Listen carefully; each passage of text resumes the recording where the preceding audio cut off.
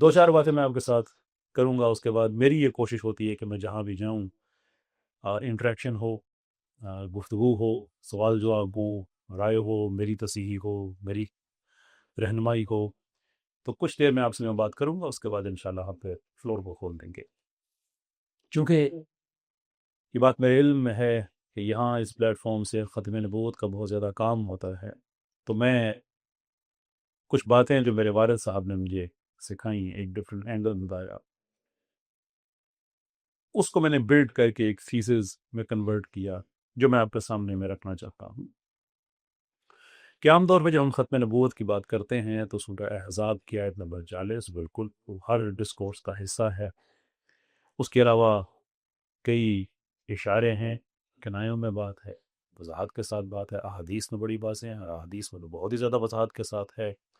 लेकिन एक दिन मेरे वालिद साहब ने मुझे बुलाया, कहने लगे बैठो। मैं बैठ गया। कहने लगे ये तुमने सूरह कौसर पे कभी गौर किया? मैंने कहा जी बहुत दफ़ा, मुख्तलिफ एंगल से।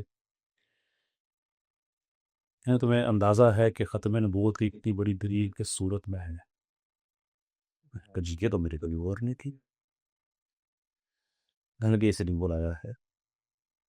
देखो, अल्लाह ये कहते हैं कि रे महबूब सल्लल्लाहु अलैहि वसल्लम, हमने आपको कौसर अता की।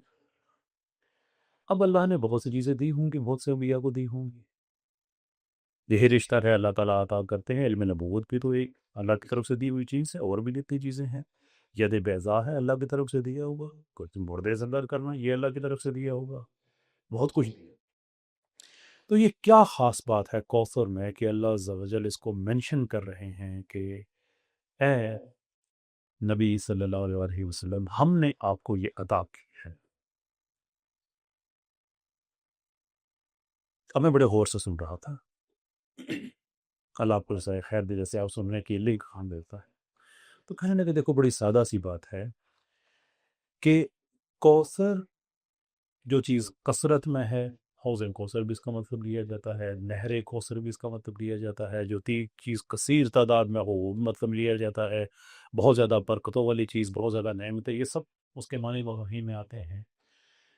वो कहते हैं कि अगर आप सल्लल्लाहु अलैहि वसल्लम के बाद किसी नबी ने आना होता तो ये नेमत कौसर उसके लिए रोकी जाती, क्योंकि ये हो नहीं सकता कि किसी ने बाद में आना हो और पिछले वाले को कौसर अदा कर दे, वो बता भी दे कि हमने जो आपको दिया है ये बड़ी जामे चीज़ दी है, नेमतों से भरी है, बरकतों से भरी है, सारी चीज़ें हैं।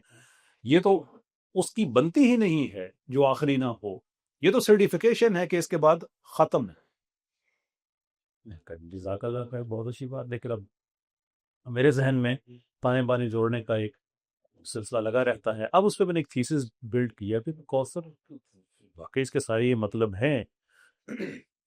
लेकिन अल्लाह के अल्फाज पे गौर करें तो अल्लाह ताला ये कहते हैं कि ये हमने अता की है। ये पक्की बात है, अतईनाक, आपको ये अता की है। यानी यहाँ पे किसी ऐसी चीज़ की बात नहीं की जा रही। ये नेमतों के बारे में हम कहते हैं कि नेमत के बारे में एक बड़ी पक्की चीज़ आती है, बाहर से चीज़ दी जाती है, किसी पर की जाती है, अनअमदा अलैहि सो फोर्थ। हम ये आयात पढ़ते हैं। कुछ चीज़ें होती हैं बिल्ट एंड होती हैं, कुछ चीज़ें होती हैं जो बाद में दे दी। तो ये वो चीज़ है जो कि दे दी गई है। जैसे कि नबूवत के सारे इंग्रेडिएंट्स बिल्ट इन होते हैं, लेकिन एक ख़ास टाइम पे उस नबूवत का इजहार होता है। अब ये एक टेक्निकल बहस है, 9 नहीं जाता, लेकिन ये बात तयशुदा है कि जो वली है वो बाहर से दी जाती है। जितनी भी किस्में हैं उसकी, वो ऐसा कोई बिल्ट इन सिस्टम नहीं है जहाँ से वही जनरेट हो रही हो। वो अल्लाह अज़्ज़ा वजल की तरफ से ख्वाब की सूरत में आए तो, फिस्टिक सूरत में आए तो, डिवाइन इंस्पिरेशन हो तो वो अल्लाह की तरफ से आती है। तो इसका मतलब यह है कि ये चीज़ तो कोई ऐसे ही है जैसे नबूवत दी जाती है ऐसे ये दे दी गई। तो इसका लाजमी तौर पे मतलब ये होना चाहिए कि जो नबूवत दे दी गई है और साथ ये है कि कौसर अता कर दी गई है, तो इसका मतलब ये है कि ये अपनी फितरत में इतनी जामे है कि इसके बाद इसमें कोई एडिशन नहीं हो सकता, इसके बाद कोई एडिशन नहीं हो सकता।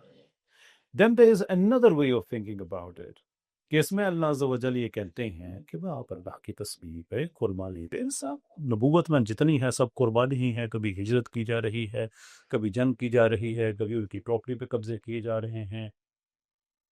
غزوہ احد کے معاملات ہم نے دیکھے، شیب ابدالب کے معاملات دیکھے. راوی کہتے ہیں کہ ایسا ہوا نہیں کہ اہل بیت رسول نے کچھ دن سے زیادہ مسلسل اچھا کھانا کھایا ہو، یعنی کہ 2-3 دن اچھا کھانا مل کے، لیکن ایسا ہوا نہیں کہ تسلسل سے اچھا کھانا ملا ہو. تو اس کل زندگی قربانی کی ہے. اس کے بعد جو اللہ عز و جل نے بات کہی وہ بڑی انٹرسٹنگ ہے ختم نبوت کے حوالے سے، کہ یہ بات طے شدہ ہے کہ جو شینان ہیں، جو دشمن ہیں، وہ بے نام و نشان رہیں گے. یہ کیسی عجیب بات نہیں ہے کہ یہ کوثر والی نبوت کے بعد جس نے بھی نبوت کا دعویٰ کیا ہے تاریخ میں اب تک ہوا ہے، کسی کی نسل باقی نہیں رہی، روحانی یا بایولوجیکل. آج آپ کہہ سکتے ہیں کہ ہاں وہ قادیانیوں کی چل رہی ہے، تھوڑا سا تھوڑی تھوڑی سب کی چلتی ہے، لیکن جب ابتر کہا جاتا ہے تو اس کا مطلب یہ ہے کہ گرینڈ اسکیم میں، کیونکہ تھوڑا سا عرصہ تو چلی ہوگی، کفار مکہ کی بھی چلی ہوگی. صرف کفار مکہ کی بات نہیں ہے، آپ کہہ سکتے ہیں کہ ٹھیک ہے ان کی اولاد تو مسلمان ہو گئے، اصحاب ہو گئے، لیکن بہت سے ایسے تھے جو چلے گئے آگے پیچھے، ان کی بھی کچھ اثر رہی ہوں گی، لیکن وہ تاریخ میں بے نام و نشان ان کے، وہ they are nowhere to be found. تو ختم نبوت کے حوالے سے اللہ عز و جل نے اتنی بڑی دلیل رکھی اس صورت میں کہ یہ وہ ہے جو اسی کو ملتی ہے جو آخری ہے، ادروائز یہ اس کو ملتی جو آخری ہوتا. یہ آپ کو دے دی گئی ہے تو یہ سرٹیفکیشن ہے. اور اب جو بھی دشمن ہوں گے، جو بھی اس کے ڈینائرز ہوں گے، ان کا نام و نشان نہیں رہے گا، ان کی لیگیسی نہیں ہے، آگے چلنے والی بات نہیں، اور وہ آپ کو کسی کی ملتی بھی نہیں ہے. اب بہت سی تشریحات ہیں، اللہ عز و جل کے رسول صلی اللہ علیہ وسلم یہ ان کے حوالے سے مختلف باتیں کہ باقی انبیاء ان کے معجزات ان کی زندگی تک، جو میرا معجزہ ہے وہ رہتی دنیا تک، ان کے قرآن. یہ میرا اگلا موضوع بھی ہے جس پہ میں نے بات کر لی ہے. ایٹ دا سیم ٹائم کہ جو علماء ہوتے ہیں وہ ایک لیگیسی کو، ایک علمی وراثت کو کیری کرتے ہیں، اور نسل در نسل وہ آگے چلتی رہتی ہے. یعنی آج آپ لوگ جو قرآن پڑھ رہے ہیں، میں کہہ نہیں سکتا کہ آپ کس چین کا حصہ ہیں، لیکن براڈلی سپیکنگ یہ بات کہنا بہت غیر مناسب نہیں ہوگا کہ آپ سم ویئر 32ویں سے 35ویں جنریشن کا حصہ ہیں. اس جنریشن کا جو ان بروکن چین ہے، ایک ایسی چین ہے جو تسلسل کے ساتھ جناب رسالت باب سے بیرون والے سر تک جاتی ہے. اور یہ 32ویں اور 35ویں کا بھی صرف اس لیے ہوتا ہے کہ بعض اوقات ہوتا ہے کہ ایک عالم سے 2-3 جنریشنز نے پڑھا ہوا ہوتا ہے، یعنی کہ ایک عالم سے ایک اور عالم نے پڑھا کر اس کے جو فرزند ہے اس نے بھی اسی عالم سے پڑھا، وہ اس حوالے سے میں کہہ رہا ہوں، ادروائز وہ بھی ایک ہی ہوتا. تو ہمیں جتنے بھی ختم نبوت کے منکر ملے ہیں ان کی وراثت کو کیری کرنے والا کوئی نہیں ملا. اور یہ بات ایون قادیانیوں پہ بھی ہے. آج 10 سے زیادہ فرقے ان کے بن گئے ہیں، لوگ ان کے اپنے قادیانی ہیں جو مرزا غلام احمد قادیانی کی نسل کو گالیاں دے رہے ہیں، اور جو الزام لگاتے ہیں، پتہ نہیں کبھی آپ کی نظر سے گزرے یا نہیں گزرے، کہ یہ تو انسسٹ کر رہے ہیں، انسسٹ محرم رشتوں کے ساتھ جنسی تعلقات. یہ تو وہ کام یہ آپس میں ایک دوسرے کو کہہ رہے ہیں. تو علمی وراثت والی بات تو خیر وہیں پہ ختم ہو گئی تھی.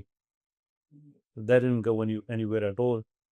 ہاں یہ ضرور ہوا کہ ہم نے یہ دیکھا کہ یہ پانی سیدھا بہنے کے بجائے کہ دائیں بائیں ادھر ادھر یہ بکھر گیا. آپ کو ایک مزے کی بات بتاؤں، افریقہ کے ایک ملک میں عدالتی کیس چل رہا ہے کہ خلیفہ کون ہے کا. امیجن نبی کے خلیفے ایک عدالت میں کھڑے ہیں، میں پلی کون سر کا تو میں پلی کو، یہ حالت ہے. تو اس لیے یہ بات بس یہاں میرا یہ ختم ہو گیا کہ سورہ کوثر بھی ایک ڈائمنشن ہے. اب میں ایک چونکہ عالم نہیں ہوں، میرا بہت زیادہ وہ تجربہ نہیں ہے جو آپ کا ہے، تو ایک امانت کے طور پہ بات میں آپ کے پاس چھوڑ رہا ہوں. اب اس پہ آپ پورا ایک سے بڑا تھیسس ڈیولپ کر سکتے ہیں، اس کے الفاظ اور کیا وجہ ہے. اب اگین کہ تحقیق کا دروازہ کھولتا ہے تو بہت کھولتا ہے، یعنی ابتر جو اس میں لفظ ہے، کہ کمال وضع کی بات ہے کہ قرآن نے اس لفظ کو کہیں اور استعمال بھی کیا، اب لفظ سے ابتر ہی اتنا ابتر ہے کہ اس کی لیگیسی بھی ہے، یہ ایک ہی جگہ استعمال ہوا ہے کہ اللہ نے کہا تم ختم نبوت کا انکار کرو، میں ایسے تمہیں ابتر کروں گا جیسے یہ لفظ خود ہے. It's nowhere to be found in Quran elsewhere. باقی اس میں سے کتنی چیزیں آگے ہم بھی بات سکتے ہیں، اعداد و شمار والے بیٹھے ہوئے وہ دیکھ سکتے ہیں کہ کوثر ویریشنز میں کتنی دفعہ استعمال ہوا ہے، ان کے مفرد نکالے وہ 5 بنتا ہے.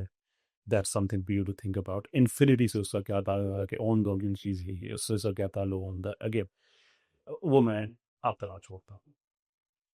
آگے پڑھتے ہیں. جو بات میں نے کہی کہ حدیث یہ ہے کہ آپ صلی اللہ علیہ وسلم کا معجزہ قیامت تک رہے گا. اب یہاں سے ایک سوچ ڈیولپ ہوتی ہے کہ انسان کی زندگی میں عقل کا کتنا اہم کام ہے، اور ہم نے اسلام بمقابلہ عقل پرستی یہ دو چیزیں آپس میں یہ کیوں اتنی گڑبڑ کرتی ہیں.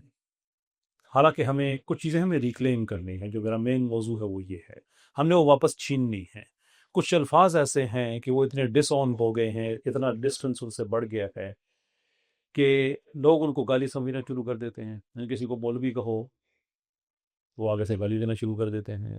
لوگ ڈیفینسو ہو جاتے ہیں. جہاد کا لفظ استعمال کرو لوگ ڈیفینسو ہو جاتے ہیں.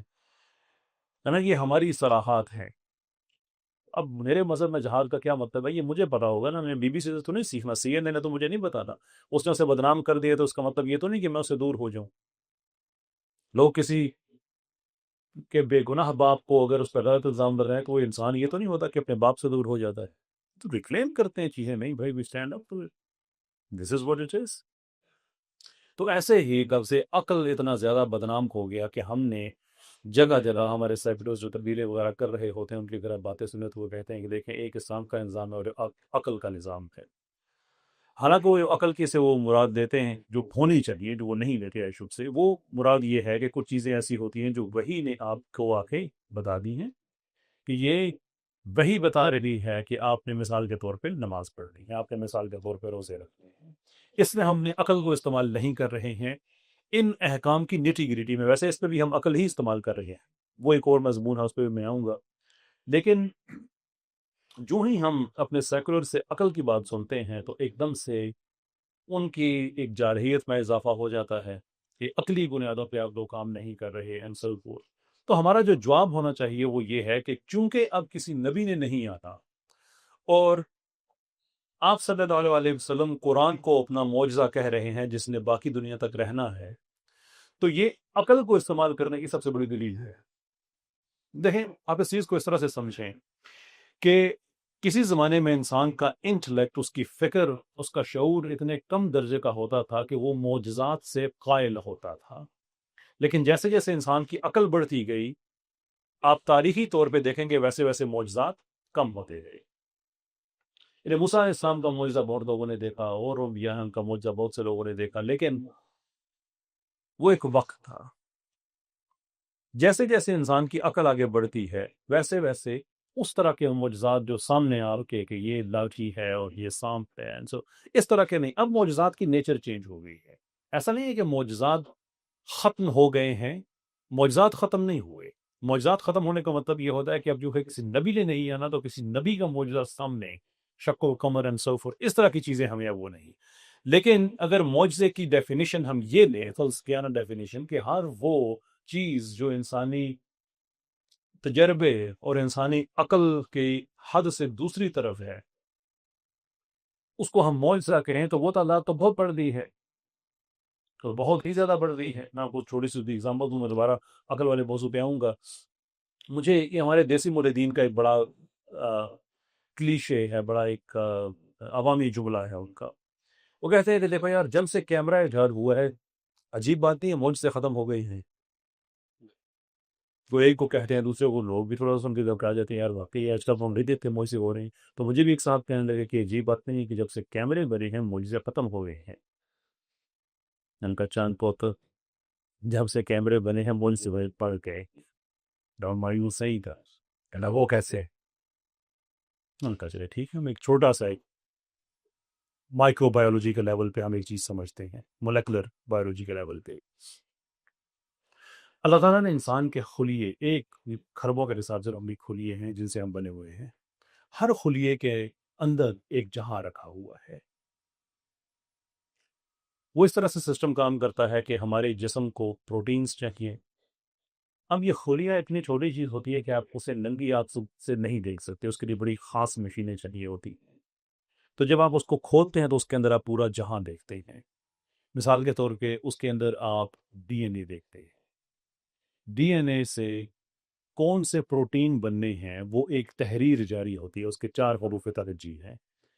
न्यूक्लियोटाइड्स डीएनए को नहीं कहते हैं, ATCOG, ग्वानिन है, साइटोसिन है एंड सो फोर्थ।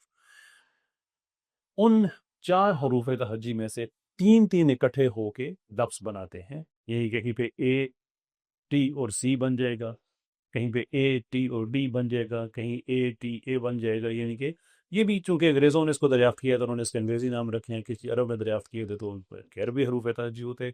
मैं सिर्फ समझने के लिए कह रहा हूँ कि ये चूंकि केमिकल्स के नाम था, तो इस तरह से वो इन 4 हरूफ तरजीह से 3 हरूफ लेकर एक तकरीब बनती है। ये डीएनए से बनना शुरू होती है। जिस्म को चाहिए प्रोटीन, ये बात हम रखें, प्रोटीन बनाने का निज़ाम उसी खुलिये के अंदर है।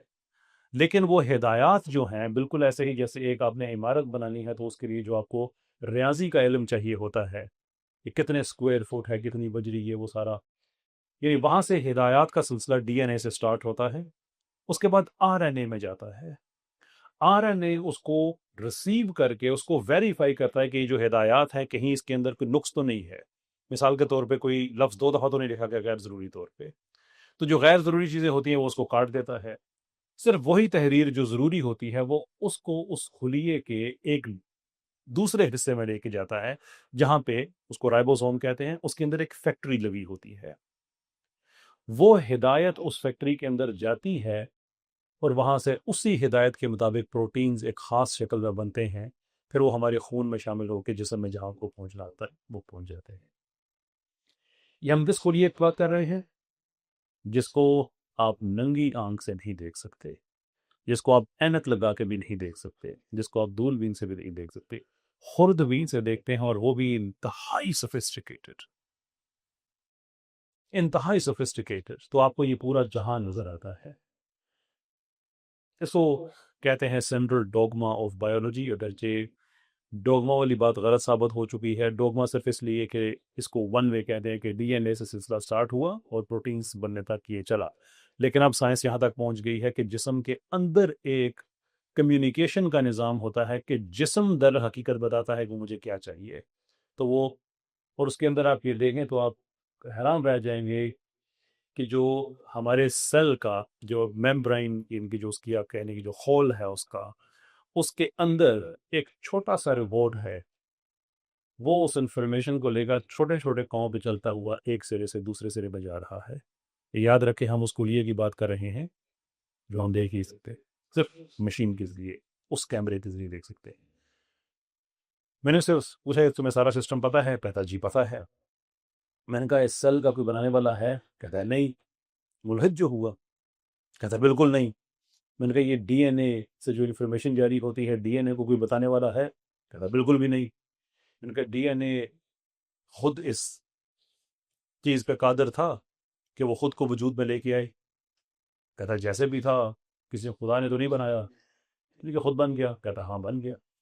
मैंने कहा उसके अंदर ये डीएनए जो इन्फॉर्मेशन आती है आरएनए में जाती है, इस इन्फॉर्मेशन को, इस सारे प्रोसेस को रेगुलेट करने वाला कोई है? कहता है नहीं। मैंने कहा वो राइबोसोम में चले जाते हैं ये सारी इन्फॉर्मेशन, वहाँ से प्रोटीन बनते हैं। राइबोसोम को कैसे पता चलता है कि इस हिदायत पे मैंने यही प्रोटीन बनाने हैं? कहने लगा बस चल जाता है। उनका अब सेल ने खुद को बना लिया, डीएनए की तहरीर खुद ब खुद जारी होना शुरू हो गई, उससे आरएनए में खुद ब खुद जाना शुरू हो गई, राइबोसोम में वो प्रोटीन्स खुद ब खुद बनना शुरू हो गए। इसके ऊपर कोई डिवाइन रेगुलेशन नहीं है, कोई खुदा नहीं है, कोई खालक नहीं है, ये महज हादसाती तस्वर है। कहने लगा जी। मैंने कहा बेटा इसी को तो मौजज़ा कहते हैं ना, اس سے بڑا معجزہ اور کیا چاہیے؟ حادثاتی طور پر سب کچھ ٹھیک ہو جا رہا ہے، انسان کی عقل تو اس کو پروسیس ہی نہیں کر سکتی۔ تو یہ تو وہ معجزہ ہے تم ہر روز کیمروں سے دیکھتے ہو، وہ پہلے معجزے اور تھے جو انبیاء ساتھ لے کے آتے تھے۔ ہاں واقعی نبوت ختم، وہ معجزے ختم، لیکن اللہ کی قدرت تو ختم نہیں ہوئی۔ تو معجزے کی یہ ڈیفینیشن کہ ہر وہ چیز جو انسان کے فہم شعور اس کے تجربے سے باہر ہے، دوسری جانب ہے، وہ معجزہ ہے، تو یہ معجزہ تو صرف کیمرے کے ذریعے دیکھ سکتے ہیں، بغیر کیمرے کے تو نظر ہی نہیں آتا۔ اس کو بات سمجھ آ گئی، اس سے بحث چھوڑ دی، کیونکہ اس کے بعد اگر وہ نہ بات کو ختم کرتا تو پھر ہم کائنات کے لیول میں جاتے۔ میری ابھی ایک سیریز چل رہی ہے، کبھی آپ کے پاس وقت ہو، چینل کا نام ہے سیکھو بائی قیصر احمد راجہ، اس میں کہ یہ کائنات خالق ایک اتنی بڑی دلیل ہے۔ ابھی اس کی ایک قسط بن گئی ہے، دوسری قسط اس کی ایڈٹ ہو رہی ہے، 2 دنوں تک انشاءاللہ وہ بھی آ جائے گی۔ یہ پوری ہم نے 10-12 قسطوں میں کائنات کے ایک ایک پروسیس کا، کہ یہ جو ایک ستارہ پھٹنے سے کاربن بنتا ہے اس کا میری جلد کے ساتھ کیا تعلق ہے، یہ سارے کا سارا ریگولیٹڈ سسٹم ہے، سارے کا سارا۔ ایک اس میں ایک ملی میٹر بھی آپ ادھر ادھر نہیں کر سکتے۔ یہ سارے کا سارے معجزات ہیں جو آج ہم کیمروں سے ہی دیکھتے ہیں۔ خیر واپس چلتے ہیں ہم عقل والی بات کی طرف، کہ جب قرآن ہمارے پاس اب ایک معجزہ ہے تو اس کا مطلب یہ ہے کہ ہم نے عقل استعمال کر کے اس میں سے چیزیں وہ ڈھونڈنی ہیں، وہ دیکھنی ہے جن کا تعلق ماضی کے ساتھ ہے، حال کے ساتھ ہے اور مستقبل کے ساتھ ہے۔ کیونکہ کچھ لوگ کہتے ہیں کہ دیکھو یار قرآن تو ثواب کی کتاب تھی، سوری انقلاب کی کتاب تھی، اس کو ثواب کی کتاب بنا دیا گیا۔ دیٹس ٹرو، لیکن جب یہ کہتے ہیں کہ قرآن انقلاب کی کتاب تھی تو کتاب نے خود تو انقلاب نہیں لے کے آنا، اس کے لیے انسان کی عقل چاہیے کہ وہ چیزوں کو سمجھے۔ جیسے ایک چھوٹی سی مثال، اس کے بعد ہم آگے بڑھتے ہیں، کہ جب کوئی انسان قتل ہو جاتا ہے تو 2-3 چیزیں عام طور پہ ہم نے دنیا میں دیکھی۔ جو سب سے زیادہ دیکھی ہے وہ انتقام دیکھا ہے، کہ اس کا انتقام لیا جاتا ہے، اور انتقام میں لوگ حد سے بھی آگے بڑھتے ہیں، اور اس انتقام کا بھی انتقام لیا جاتا ہے۔ ہم نے بہت پہلے نہیں، یعنی کہ ہزاروں سال پہلے بات نہیں کر رہے، دور جاہلیت کی جو آج سے وہ 1,500 سال پہلے کا دور ہے، اس میں ہم نے واقعات دیکھے کہ ایک اونٹنی کو کسی نے پتھر مارا ہو، 40 سال لڑائی چل رہی ہے، گھوڑی کی ریس لگی ہوئی تھی، پھر بس گھوڑے کو کسی نے ڈرا دیا، جنگ چھڑ گئی، اور چلتے چلتے چلتے بدلہ لینے کے چکر میں کہاں سے کہاں چلے گئے۔ لیکن قرآن میں ایک آیت ہے جس میں اللہ عز و جل عقل والوں کی بات کرتے ہیں، ویری امپورٹنٹ، کہ دیکھو، یہ مفہوم ہے، ترجمہ میں نے بیان کرا اس کا، کہ دیکھو اے عقل والو، زندگی قصاص میں ہے۔ اب بظاہر کوئی انسان اس آیت کو پڑھتا ہے، بڑی عجیب بات لگتی ہے کہ قصاص میں تو آپ جان لیتے ہیں، لیکن اللہ کہہ رہا ہے یہ زندگی ہے وہ قصاص میں ہے۔ اب یہاں پہ انسان کی عقل کی ضرورت ہے، اس لیے کہ عقل والوں کو مخاطب کیا جا رہا ہے۔ تو جب آپ عقل اپلائی کرتے ہیں تو سمجھ یہ آتی ہے کہ اگر کوئی انسان قتل ہو جائے اور وہاں پہ قصاص کا ایک لیگل میکنزم نہ ہو تو اس کا انتقام لیا جائے گا، دوسری پارٹی ان سے انتقام لے گی، وہ ان سے انتقام لے گی، 5 6 7 نسلوں تک یہ انتقام کا سلسلہ چلتا رہے گا، کتنا یہ خون بہہ جائے گا۔ اس کا جو الٹرنیٹیو ہے جو قرآن دے رہا ہے وہ یہ ہے کہ دیکھو، انسانی جان گئی، اس کے بدلے تم قانون کے تحت جس نے جان لی ہے اس کی جان لے لو، باقی سب کی جان بچ جائے گی۔ ویئر فور زندگی قصاص ہے، انتقام میں نہیں ہے۔ اب یہ آیت ہے لیکن عقل استعمال کرتے ہیں تو ہمیں سمجھ آتی ہے، ایسی کئی اور آیات ہے قرآن کی۔ اب مسئلہ ہم مسلمانوں کے ساتھ جو ہوا یا ہم نے خود میں ساتھ کیا کہ ہم نے قرآن کی 2 چیزوں پر بہت زیادہ محنت کی، ایک قرآن میں لکھی ہوئی عبادات اور ایک قرآن میں لکھی ہوئی اخلاقیات۔ احادیث کا جتنا بھی منبع ہم نے لیا ہے وہ سارا ہم نے لیا ہے، وہ at least most of it جو ہم نے لیا ہے وہ ان 2 چیزوں پہ لیا ہے۔ میں ان لوگوں میں سے نہیں ہوں جو یہ کہتے ہیں کہ ساری سائنس قرآن سے نکلی ہے، of course that would be absurd، لیکن میں ان لوگوں میں سے ہوں جو یہ کہتا ہے، جو کہ یہ کہتے ہیں کہ قرآن نے جتنے دروازے جتنے راستے عقل کے باقی مضامین کے لیے کھولے ہیں، ہم نے ان پہ اتنی محنت نہیں کی کسی وجہ سے۔ یہی وجہ ہے کہ آج ہم جب بات کرتے ہیں عالم دین کی تو ہمارے ذہن میں کیا آتا ہے؟ وہ جس کی تجوید بہت اچھی ہے، جس کو تفسیر کا پتہ ہے، جس کو احادیث کا پتہ ہے، جو عبادات کے بارے میں ہم کو صحیح بتا سکتا ہے، جو معاملات ایوری ڈے کی ہیں، مثال کے طور پہ وراثت ہے، اس کے بارے میں آپ کو اچھی گائیڈنس دے سکتا ہے، نکاح کے بارے میں آپ کو بتا سکتا ہے، جنازے کے بارے میں بتا سکتا ہے، سر شوٹ ہے، باقی گرامر لنگوسٹکس اس کے اندر آ جاتی ہے۔ ان علماء میں کون نہیں ہے جو کیمسٹری کا ماہر ہے، جو بایولوجی کا ماہر ہے، علم فلکیات کا ماہر ہے، زمین کے نقشوں کا ماہر ہے؟ قرآن نے تو ڈنائی نہیں کیا ان کو۔ یہ بھی جو میں نے آپ کے سامنے شیئر دیا کہ 4 نیوکلیوٹائڈس ہیں، 4 حروف ترجیح ہیں، کیمیکلز ہیں، پانی کے بنے ہوئے ہیں، یعنی کہ واٹر بیسڈ مایا، جن میں سے 3 کو اکٹھا کر کے الفاظ بنتے ہیں، اور یہ جانداروں میں یہ مماثلت رکھتے ہیں، سب جانداروں میں ہے۔ یہ چیزوں پہ غور و فکر کرتے ہیں، ان کو دیکھتے ہیں، قرآن نے جن چیزوں کا ذکر کیا ہے، تو ایٹ ٹائمز آپ کو اتنی حیرت ہوتی ہے کہ یہ تو مجھ سے خطاب کیا جا رہا ہے۔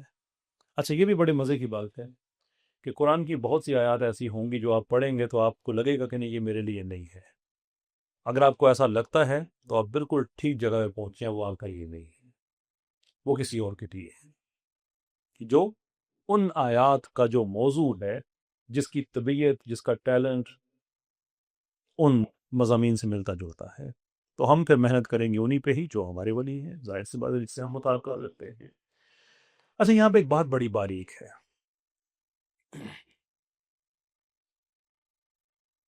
آپ نے ایک بات سنی ہوگی، شاید کبھی آپ کی نظر سے گزری ہو، کہ قرآن کی ایک آیت ہے جس کے بارے میں حضرت عبداللہ بن عباس رضی اللہ تعالیٰ عنہ نے یہ فرمایا کہ اگر میں تمہیں اس کا معنی بتا دوں، اس کو کھول، تو تم لوگ کافر ہو جاؤ گے۔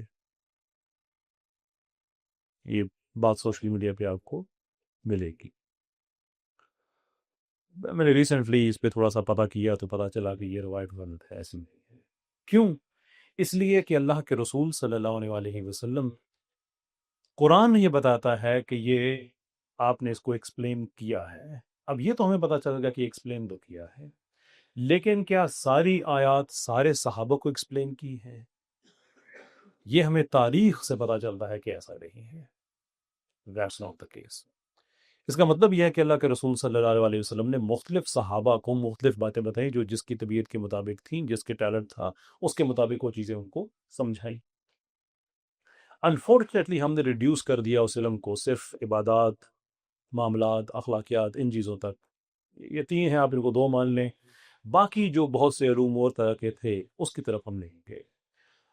ویراز عقل کا تقاضا یہ تھا کہ ہم ان چیزوں کو، قرآن کی یہ ڈیمانڈ ہے، یہ لوگوں عقل استعمال کرو، لوگوں تمہیں وہی ملے گا جس کی تم کوشش کرو گے، کامیاب لوگ وہی ہوں گے جو اپنی عقل کو استعمال کرتے ہیں، سو فورتھ۔ اس طرح کی ملتی جلتی آپ کو اس طرح کے مضامین ملیں گے۔ تو اب ہم مسلمانوں نے کرنا کیا ہے کہ جیسے لفظ مولوی ریکلیم کرنا ہے، ایسے ہی بہت سے اور الفاظ ہیں، عقل بھی ہم نے ریکلیم کرنی ہے کہ بھئی ہم اہل عقل ہیں، وی آر۔ یہ خود کو ریشنلسٹ کہتے ہیں ملحدین۔ مجھے ایک صاحب ملے،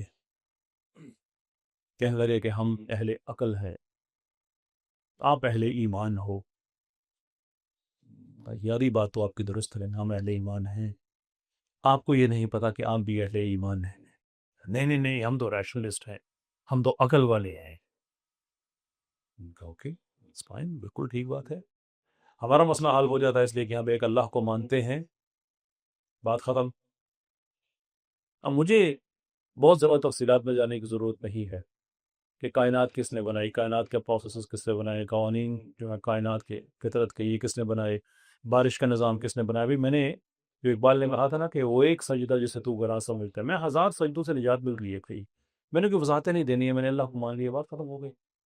عقلی بنیادوں میں وہ ایک اور بات ہے، اس کا فلسفے کی ڈفرنٹ بحث ہے۔ میں ایمان لے کے آیا ہوں تو عقلی بنیاد پہ لے کے آیا ہوں، اس لیے کہ اللہ جو دعوت دیتے ہیں وہ عقلی بنیادوں پہ دیتے ہیں، کیا تم نے زمین میں گھوم کے نہیں دیکھا، اینڈ سو فورتھ، بہت سی باتیں ہیں۔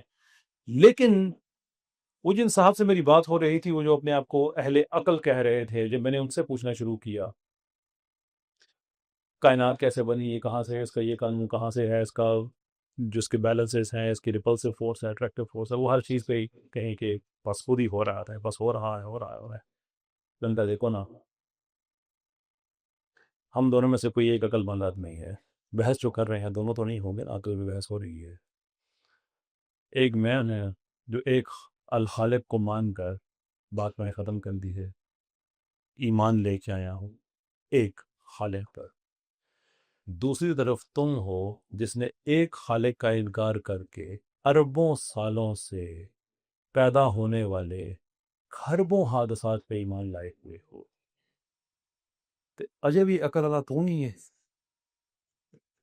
actually deny one creator and place faith on everything else۔ وہ ایک سجدہ جسے تو کراس، وہ کر لو تو باری سارا ختم ہو جاتا ہے۔ کبھی ارتقاء کو سجدہ کرنا پڑتا ہے، کبھی ریشنل ایگوئزم کو سجدہ کرنا پڑتا ہے، کبھی نائلزم کو سجدہ کرنا پڑتا ہے، کبھی ایگزسٹینشلزم کو سجدہ کرنا پڑتا ہے، پازیٹیوزم کو سجدہ کرنا پڑتا ہے۔ یہ سارے کا سارے ان کے فلسفے۔ تو ہمیں عقل کا جو معاملہ ہے یہ ریفلیم کرنا ہے۔ میں اپنی بات ختم کرتا ہوں ایک چھوٹی سی ٹاسک کے ساتھ کہ میں جہاں جاتا ہوں میری بڑی کوشش ہوتی ہے کہ میں صرف گفتگو کر کے واپس نہ ہوں، بلکہ کوئی ایک فالو اپ اس کا ہو جو آپ نے خود ہی کرنا ہے، میں نے پوچھنا واپس آنا نہیں، کہ آپ اپنی عقل کو استعمال کرتے ہوئے that's yours۔ کہ سورہ مومنون میں اللہ تعالیٰ یہ کہتے ہیں کہ دیکھو تمہیں ابس یہ نہ سمجھنا کہ تمہیں بغیر کسی مقصد کے بنایا گیا ہے، اور یہ کہ تم نے لوٹ کے میری طرف نہیں آنا، وہ پوچھا جائے گا تم سے۔ تو اب جو ہمارا کام ہے وہ یہ ہے کہ ہم اپنی ذات کا جائزہ لیں کہ میں خلیفۃ الارض، اب خلیفہ بنتا ہے تو اس کے ظاہر سی بات ہے کہ زمین پہ خلیفہ ہیں تو سیکریٹریٹ ہوتا ہے نا پورا، کوئی قانون کا ماہر ہے، کوئی طب کا ماہر ہے، کوئی وزارت داخلہ کا ماہر ہے، کوئی وزارت خارجہ کا ماہر ہے۔ تو اس زمین کے اللہ عز و جل نے اپنی خلافت قائم کرنی ہے، تو یہ جو خلیفے بھیجے ہوئے ہیں یہ سارے ایک ہی کام کر رہے تو نہیں آئے، کچھ نظام کو قائم کرنے کے لیے ڈفرنٹ سکل سیٹ چاہیے۔ تو اپنی ذات کا جائزہ لینے کا مطلب یہ ہے کہ مجھ میں اللہ تعالیٰ نے خاص چیز کیا رکھی ہے، میں اس معاملے میں عقل کو استعمال کر کے میں آگے کہاں جا سکتا ہوں۔ وہ ریسرچ ہو سکتی ہے، آپ کی زراعت میں ریسرچ ہو سکتی ہے، موسمیات پر ریسرچ ہو سکتی ہے، کہ اللہ کے نظام کو قائم کرنے کا مطلب ہے نا کہ ایک ایسا معاشرہ قائم کرنا جس کی بنیاد عدل پر ہو۔ تو عدل پر بنیاد ہو تو اس کا مطلب صرف عدالتی عدل تو نہیں ہے، عدل سے مراد تو یہ ہے کہ اگر موسم کی وجہ سے کسی غریب کا نقصان ہو رہا ہے تو اسٹیٹ اس سے کمپنسیٹ کرے، کہ تمہارا ایک سوشل کانٹریکٹ ہے۔ تو ہمارا سوشل کانٹریکٹ پوری دنیا کے ساتھ ہے، تو بہت ممکن ہے کہ آپ کے پاس تعمیرات کا اچھا علم ہو، بہت ممکن ہے آپ کے پاس قانون بنانے کا بڑا اچھا علم ہو، and so forth whatever that might be۔ عقل کو استعمال کر کے کہ اگر زندگی گزارنی ہے اللہ کے راستے میں، یہ کوئی مشکل کام اس طرح سے نہیں ہے، زندگی وہی گزارنی ہوتی ہے جو ہر روز والی ہوتی ہے، لیکن اپنی عقل کو استعمال کر کے۔ یہ بات ذہن میں رکھیں۔ میری آخری بات کا ہم کی کوشچن ہے نوٹ کی طرف چلیں گے انشاءاللہ، کہ یہ جو عقل کا معاملہ ہے اتنی بڑی نعمت ہے یہ اللہ کی، کہ اس کا استعمال نہ کرنا، میں اب مفتی تو نہیں ہوں، میں فتویٰ نہیں دے سکتا، لیکن میری بڑی اسٹرانگ سسپیشن ہے کہ اس کو استعمال نہ کرنے کا بھی حساب لیا جائے گا۔ تو تمہیں دیا گیا تھا، تم نے کیا کیا؟ چیزیں دو طرح کی ہی ہوتی ہیں، نیسیسری یا کنٹینجنٹ۔ نیسیسری وہ چیزیں جن کا نہ ہونا غیر ممکن ہو، اور کنٹینجنٹ وہ چیزیں جو ہمیشہ انحصار کرتی ہیں اور جو خود کو وجود نہیں دے سکتی، جو اپنے فنکشن کی خود وضاحت نہیں کر سکتی۔ آپ ہیں، آپ میں عقل بھی ہے، لیکن آپ نے اپنی عقل کو وجود نہیں دیا ہے۔ اس کا مطلب یہ ہے کہ یہ کنٹینجنٹ ہے، یہ آپ کی میں ہی ہے، یہ جس ذات پہ انحصار کر رہی ہے، جس ذات نے آپ کو دی ہے، اس کا ایک مقصد ہے، اس نے پوچھنا ہے کہ تم نے اس کے کیا کیا تم نے۔ تو نے کیا کیا اس کا؟ تو اگر جواب یہی ہو کہ الہی ہم نے جا کے تیری نمازیں بڑی پڑھی تھی، اگین میرا گمان ہے، میں تصدیق نہیں کر سکتا کہ اللہ یہ شاید یہ بات قیامت کے دن کہیں کہ دیکھو تمہارا میں نے پہلا تعارف قرآن میں یہ کرایا تھا. یہ انسان بھی بڑی عجیب چیز ہے. ہمارا پہلا تعارف قرآن میں کنٹروورشل ہے. ہمارا پہلا تعارف یہ نہیں ہے کہ وہ بڑے اچھے اور بے داغ ہیں اور سب نے ہمیں قبول کیا. پہلا تعارف سورہ بقرہ کے ابتدائی حصے میں، فرشتوں میں نے زبیب لابری کا بلانا ہے، فرشتے کہتے ہیں یہی کنٹروورسی ہمارے پہلے ذکر کے اندر ہی موجود ہے، تنازع پہلے ذکر کے اندر موجود ہے. تو اگر ہم یہ اللہ سے کہیں جا کے کہ الہی ہم نے تیری بڑی عبادتیں کی، بڑی نمازیں پڑھی، یہ کیا وہ کیا، تو بہت ممکن ہے کہ اللہ کہیں کہ وہ جنہیں ریزرویشنز تھیں اس وقت جب میں نے تمہیں تخلیق کیا تھا، تمہیں پتہ ہے کہ وہ تم سے بڑی بہتر نمازیں پڑھ سکتے ہیں، اس لیے کہ ان کے سافٹ ویئر میں کسی قسم کا گلچ نہیں ہے. جو حالت سجدہ میں ہے وہ حالت سجدہ میں ہی ہے، جو حالت رکوع میں ہے وہ حالت رکوع میں ہی ہے. دوسری طرف تم ہو، پورا دن تمہیں جو چیز یاد نہیں آتی، جو ہی نماز شروع کرتے ہو سارا ڈیٹا تمہارے سامنے آنا شروع ہو جاتا ہے. اس کو اتنے پیسے لینے ہیں، اولے کو اتنے پیسے لینے لیتا ہے، ایسا ہوگا ویسا. تو یہ کام کرنے گئے تھے، یہ تو انٹری تھی، یہ تو انٹری تھی صرف دین میں کہ تم دین کے اندر آ گئے. ایسے باقی سارا کام تو اس کے بعد سٹارٹ ہونا تھا. وہ روایت سنی ہے ہاں آپ نے کہ فرشتے گئے، ان کو حکم دیا گیا کہ یہ فلاں عبادی یہ لائن کراس کر گئے، انہیں برباد کرو. تو انہوں نے کہا کہ وہ جو تیرے نام لیوا کچھ بزرگوں کی طرف بیٹھے رہتے ہیں ان کو نکال نہ لے. اللہ نے کیا کہا؟ سوشل کرپشن یہاں تک چلی گئی ہے کہ معاشرہ پورے کا پورا بگڑ گیا ہے، اور وہ بیٹھ کے اللہ اللہ کر رہے ہیں. اس لیے بھیجا تھا ان کو نہیں، سارے انبیاء کو بھیجنے کا مقصد اللہ نے قرآن میں بتایا ہے کہ ایسے معاشرے کا قیام جس کی بنیاد عدل پر ہو. اگر ہم عدل کو قائم نہیں کر سکتے، اس کا مطلب یہ ہے کہ وہ خلافت والا کام ٹھیک نہیں کر رہے ہاں، بالکل بھی ٹھیک نہیں. اور اسے قائم کرنے کے لیے ضروری یہ ہے کہ ہم اپنی عقل کو استعمال کریں. جب انسان عقل کو استعمال کرتا ہے، رب کا پورا نظام اس کے ساتھ کھڑا ہو جاتا ہے. ایسے کہ بہت بڑی نعمت کا استعمال کر رہا ہے.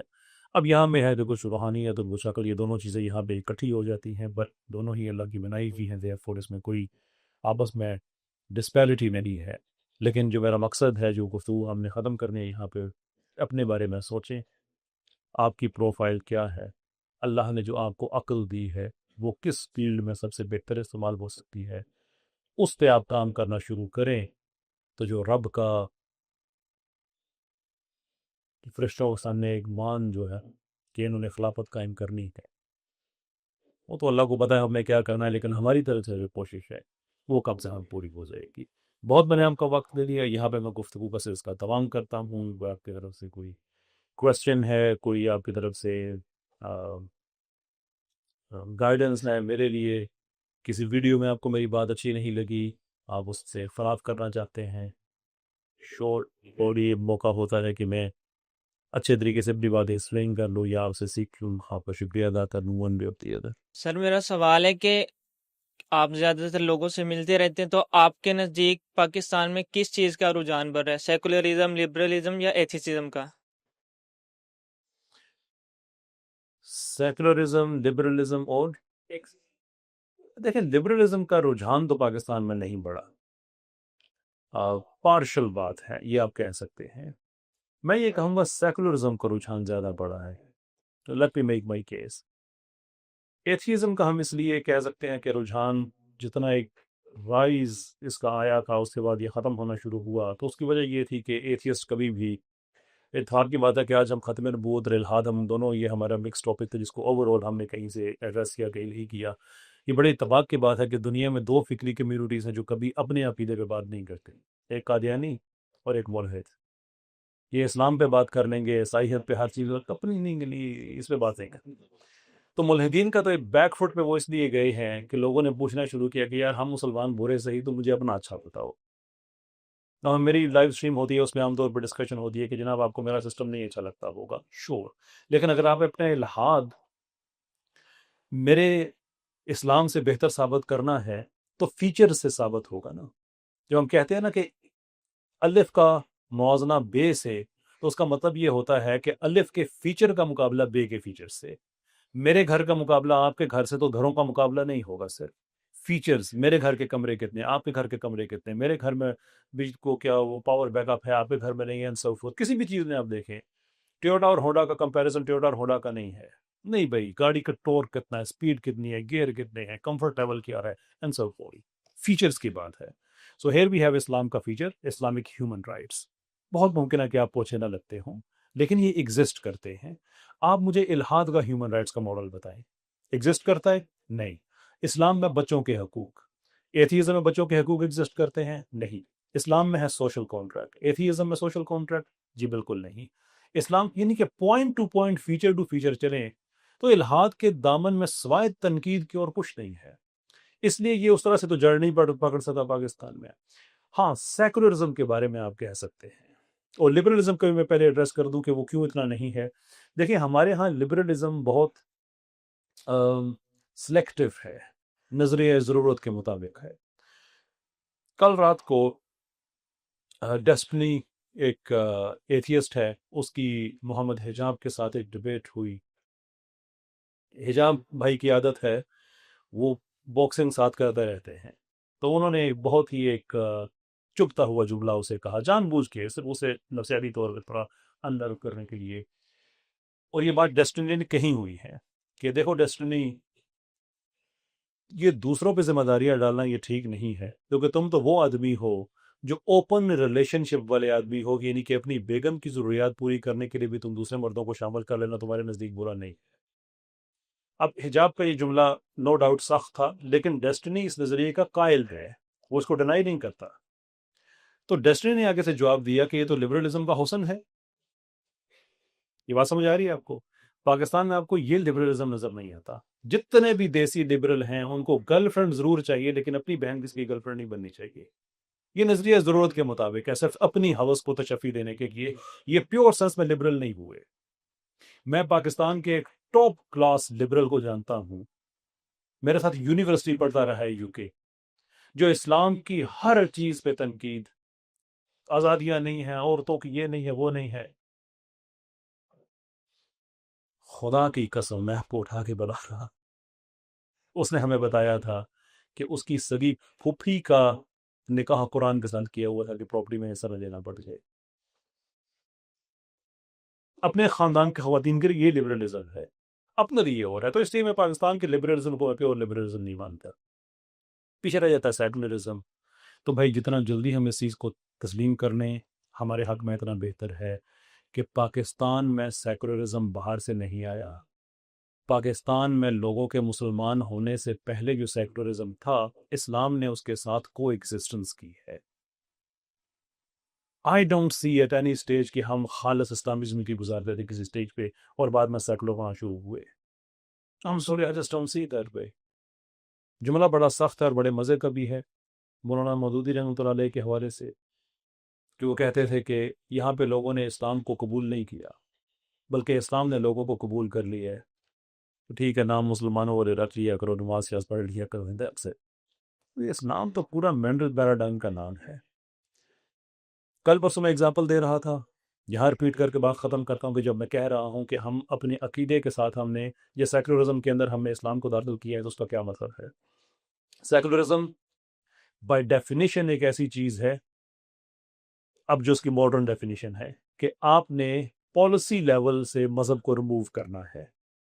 ذاتی حیثیت میں آپ مذہب کو پریکٹس کریں کوئی مسئلہ نہیں ہے، یہ سیکولرز کی ڈیفینیشن ہے. اگرچہ اس کا کئی جھوٹ ہے لیکن ایک بڑی لیول سے مان لیتے ہیں کہ ذاتی لیول پہ آپ نماز پڑھیں، مسجد جائیں، چرچ جائیں، کچھ بھی کریں کوئی مسئلہ نہیں ہے، لیکن پالیسی لیول پہ، ریاستی لیول پہ، وہاں پہ دین کا کوئی عمل دخل نہیں ہے.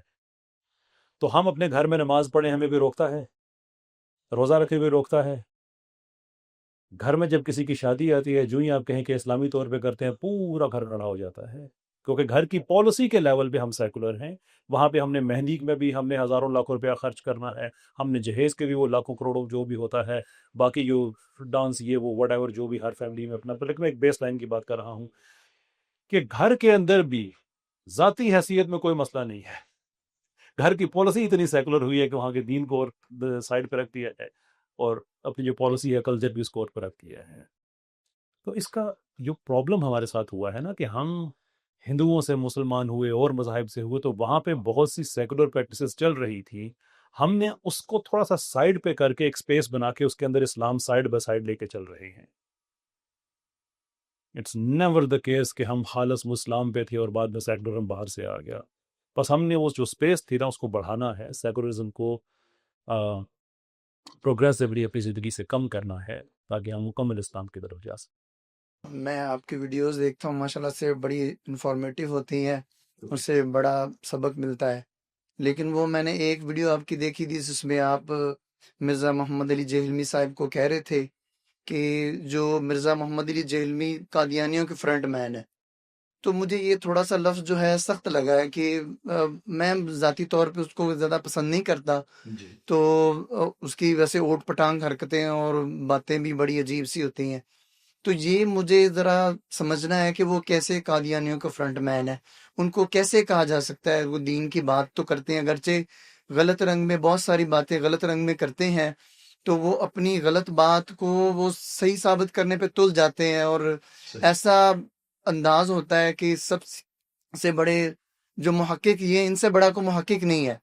تو یہ لیکن یہ مجھے بات تھوڑی سی لگی ہے کہ ان کو آپ نے قادیانیوں کا فرنٹ مین کہا ہے، یہ کیسے ہے؟ بہت شکریہ آپ کا. دیکھیے جب کوئی انسان کسی کے بارے میں بات کہتا ہے تو یہ ذمہ داری اس پہ ہے کہ وہ اس چیز کا ایویڈنس دے. تو یہ بات میں نے کہی ہے، تو ویڈیو آپ نے دیکھی، کئی ویڈیوز میں نے یہ بات کہی ہے، تو ان ویڈیوز میں آپ نے کچھ نہ کچھ ایویڈنس بھی دیکھا ہوگا، کبھی اپنی نظر سے گزرا. جی، یہ ایک تو یہ ہے کہ وہ انہوں نے کبھی قادیانیوں کے خلاف کوئی ایسی بات نہیں کی. انہوں نے اس طریقے تو بہت لو لیول کی بات ہے نا، بات نہیں کی. اس سے کوئی آدمی کسی کو قادیانیوں کا فرنٹ مین نہیں کہہ سکتا. جب میں کہتا ہوں قادیانیوں کا فرنٹ مین تو آئی مین کہ اس وقت قادیانیوں کا سوشل میڈیا پہ جو آئدر سب سے بڑا یا جو ان کے بڑے مربی اور جو ڈبیٹر ہے، رضی اس کا نام ہے، آپ اس کے چینل پہ جا کے انجینئر صاحب کی ویڈیوز کو دیکھیں کہ وہ ان کو اپنے فرنٹ مین کے طور پہ استعمال کر رہا ہے کہ ہر وہ دلیل جو قادیانی مسلمانوں کو دیتے ہیں وہ انجینئر صاحب دے رہے ہیں. مثال کے طور پہ قادیانیوں کی ایک دلیل ہے، جب کہا جاتا ہے کہ دیکھو تم دار اسلام سے خارج ہو، تو آگے سے کہتے ہیں یار تمہارے یہ کہہ دینے سے کیا فرق پڑتا ہے، بریلوی دیوبندی کو کہہ رہا ہے، دیوبندی اہل حدیث کو کہہ رہا ہے، اہل حدیث بریلوی کو کہہ رہا ہے، سارے ایک دوسرے کو کہہ رہے ہو. ایگزیکٹلی یہی دلیل ہے انجینئر صاحب کی، اور اسی دلیل کو آپ رضی کے چینل پہ جا کے دیکھ سکتے ہیں. 3-4 سوال آپ کے سامنے میں رکھتا ہوں. مرزا غلام احمد قادیانی نے نبوت کا دعویٰ کیا، کیا سمجھتے ہیں آپ؟ اگر کوئی آدمی یہ کہے کہ نہیں نبوت کا دعویٰ نہیں کیا، ایکسپریسلی نہیں کیا کبھی، تو آپ سننے والوں کو اس کے قریب لے کے جا رہے ہیں یا اسے دور لے کے جا رہے ہیں؟ یہ بات سمجھ آ گئی؟ یہ حرکت کس نے کی ہے؟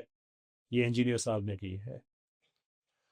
قادیانیوں کا ذبیحہ حلال ہے، یہ حرکت کس نے کی ہے؟ یہ انجینئر صاحب نے کی ہے. اب اس میں ڈیپر ٹیکنیکل پوائنٹ بھی سمجھیں کہ جب وہ جس آیت سے یہ استدلال لے رہے ہیں، کیونکہ یہ سوال نہیں تھا، یہ بات ذہن میں رکھیں، سوال یہ تھا کہ کیا اہل کتاب کا ذبیحہ حلال ہے یا نہیں. تو انہوں نے قرآن کی آیت سے بتایا کہ 2 چیزیں جائز ہیں، ایک اہل کتاب کی خاتون سے نکاح جائز ہے اور ایک ان کا ذبیحہ جائز ہے. سوال کس پہ ہے؟ اہل کتاب پہ. اب میں فرنٹ مین نہ کہوں تو کیا کہوں؟ اس کے اندر کہیں قادیانی اس پوری کنورسیشن میں نظر آ رہا ہے آپ کو؟ لیکن انہوں نے اپنی طرف سے ایڈ کیا کہ اگر اہل کتاب کا ذبیحہ حلال ہے تو پھر قادیانی کا بھی ذبیحہ حلال ہے. لیکن آیت میں تو 2 باتیں ہوئی ہیں. اس آیت سے اگر آپ استدلال لے رہے ہیں تو وہ نہ کہتے ہوئے یہ بھی کہہ رہے ہیں کہ ان کی لڑکی سے نکاح بھی جائز ہے، کیونکہ یہ تو نہیں ہو سکتا کہ اس آیت کو آپ آدھا اس کا اطلاق کریں اور آدھے کا اطلاق نہ کریں. ایک آیت کے اندر 2 اصول بری ہے. یہ آپ کے خیال میں قادیانی دار اسلام سے خارج ہیں یا نہیں ہیں؟ یہ ہمارے ایمان کا حصہ ہے.